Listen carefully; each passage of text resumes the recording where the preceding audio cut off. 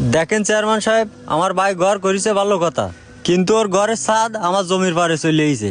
ওর ঘরের ছাদ আমার জমির পারে আসবে কেন? আমি তো এখানে ভবিষ্যতে ঘর করব। আপনি এর একটা মীমাংসা করে যাবেন এখান থেকে। রায়হান, কি সমস্যা? তোমার ভাই আমাকে কমপ্লেন করলো জমি জায়গা নিয়ে।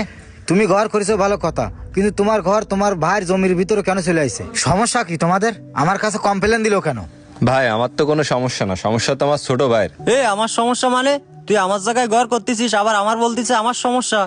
তুই কথাবার্তা ঠিক করে কইস, আমি তোর জায়গায় কিভাবে ঘর করলাম? তুই আমার জায়গায় ঘর করেছিস নি? তোর ছাদের কার্নিশ আমার জমির মধ্যে চলে এসেছে। তোর জমিতে গেছে ভালো হইছে, তুই আমিন নিয়ে আসি মাইপগি। বেশি কথা কইস না, মায়ের খাবেন বলো। মায়ের খাবো মানে? ভাই দেখিছেন, ও আমার জায়গায় ঘর করি আবার আমার মারতে এসেছে, আবার আমার হুমকি দিচ্ছে। কত বড় বেয়াদব! বেয়াদবির কি করলাম? তোর তো মারিন, তাই কইতে আই বলো। মার গায়ে হাত দিলে দাঁড়াও দাঁড়াও, তোমরা কি শুরু করলে আমার সামনে? আমারে কোনো সম্মান দিচ্ছ না? তোমরা নিজেরা মারামারি করতেছো, তাহলে আমার ডেকে নিয়ে আসো কি জন্য? এসব বাদ দাও, আমি দেখতেছি কিভাবে সমাধান করা যায়। গালিব, তুই আমার সাথে চল। থাক তুই এই নে। শালা দালাল সব। শোনো গালিব, তুমি যেহেতু আমাকে ডেকে নিয়ে গেছো, বিচার তো আমার তোমার পক্ষেই করা লাগবে। জি অবশ্যই, আপনি তো আমার পক্ষেই কথা বলবেন। গালিব, আমি তো তোমার পক্ষেই কথা বলবো, কিন্তু তুমি একটু এই বিষয়ে নাজমুলের সঙ্গে কথা বলো। আচ্ছা ঠিক আছে, আমি নাজমুলের সাথে কথা বলতেছি। আচ্ছা তাহলে যাও। শোনো গালিব, তুমি আমার কাছে 40,000 টাকা দিয়ে নে, তাহলে ভাই বিচারটা তোমার পক্ষেই করবে না। বুঝতে পারিস তো বিষয়টা? হ্যাঁ ভাই, বুঝতে পারছি বিষয়টা। আমি এটা নিয়ে একটু ভেবে দেখি, তারপরে কালকে জানাবানি। আচ্ছা ঠিক আছে, ওকে ওকে। রায়ান, তোর সাথে আমার কিছু কথা ছিল। কি কথা? তাড়াতাড়ি বল, আমার কাজ আছে। কাজ পরে কইসিনি, এটা ঝামেলার ব্যাপার, এত ব্যস্ত লাগাইস নি। শোন রায়ান, তোরা ভাই ভাই যে ঝামেলা বাঁধাইছিস, গালিব কিন্তু তোর নামে কেস করতে চাচ্ছে। কেস করে যা পারে করুক গে যাই, অত আমি কেসের ভয় পাইনি।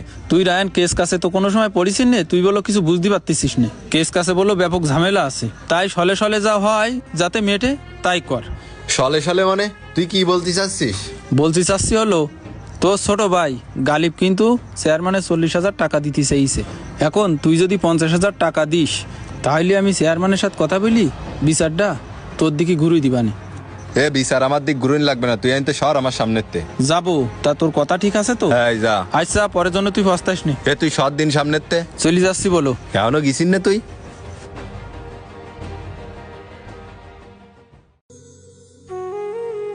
ভাই, তোর কাছে আসলাম, তোর সাথে কিছু কথা ছিল আমার। তুই আগে মাথাটা একটু ঠান্ডা কর ভাই। আমার মাথা ঠান্ডা আছে, তুই কি বলতে আইছিস বল। ভাই, চেয়ারম্যান তো আমার ডাকি নিয়ে গেছিল। আমি চেয়ারম্যানের সাথে কথা বললাম, তা চেয়ারম্যানের চামচা আমার কাছে 40,000 টাকা চাইছে। কি বলিস? চেয়ারম্যানের চামচা তো আমার কাছে আসিল, আমার কাছে 50,000 টাকা চাইলো, আমি তো দিতে চাইনি। চেয়ারম্যানের চামচা আমারে বললো তুই নাকি চেয়ারম্যানের 40,000 টাকা দিতে চাইছিস। না ভাই, আমি টাকা দিতে চাইনি, আমি বলেছি যে আমি ভাবি দেখবানি। তুই যে চেয়ারম্যানের ডাকি নিয়ে আইছিস, চেয়ারম্যানের ডাকার আগে তুই তো আমার কাছে এসে বলতে পারতিস যে ভাই তোর ঘরের ছাদ আমার জমির ভিতর চলে আইছে। তুই তা না করি আগের তো যাই চেয়ারম্যানের ডাকি নিয়ে আইসিস কেন? তুই বিদেশে আইসিস বলি তোর কি টাকা বেশি হয়ে গেছে? শোন, নিজেদের পারিবারিক ঝামেলার ভিতরে কখনো তৃতীয় পক্ষকে ডেকে নিয়ে আসবি না। দেখ, আমার ঘরের ছাদ তোর জমির ভিতর চলে গেছে মিস্ত্রিকের ভুলের জন্য। তুই তো জানিস আমি 2 মাস বাড়ি ছিলাম না, কাজ দিছি অন্য একটা মিস্ত্রির। তারা তো জানে না ও পাশে আমার জমি নেই। এখন ওরা ভুল করে ওই পাশে বাড়াই দিছে। ছাদের ঢালাই বেশি দিন হয়নি, 2-5 দিন হয়েছে, এখনো নরম আছে। আমি ওটা ভেঙে নিবানি। এর জন্য তুই আমার কাছে না শুনে আগের থেকে চেয়ারম্যানের ডেকে নিয়ে আইসিস। তুই কি কাজটা ঠিক করেছিস? ভাই, আমার ভুল হয়ে গেছে। তোর কাছে না জানি আমার চেয়ারম্যানের ডাকি আনা উচিত হয়নি। আগে তোর কাছে জানানো আমার উচিত ছিল। এখন বুঝতে পারিস তো? এখন থেকে আর নিজেদের ভিতরে তৃতীয় পক্ষকে ডেকে আনবি না। চল ভাই। ভাই, এমন অনেকেই আছে পারিবারিকভাবে ঝামেলা হলে বাইরের মানুষ ডেকে নিয়ে আসে নিজেদের ঝামেলা মেটানোর জন্য। বাইরের মানুষগুলো তাদের অসহায়ত্বের সুযোগ নেই। নিজেদের ভিতরে ঝামেলা হলে ভুলেও তৃতীয় পক্ষকে ডেকে আনবেন না। নিজেদের সমস্যা নিজেরাই সমাধান করার চেষ্টা করুন।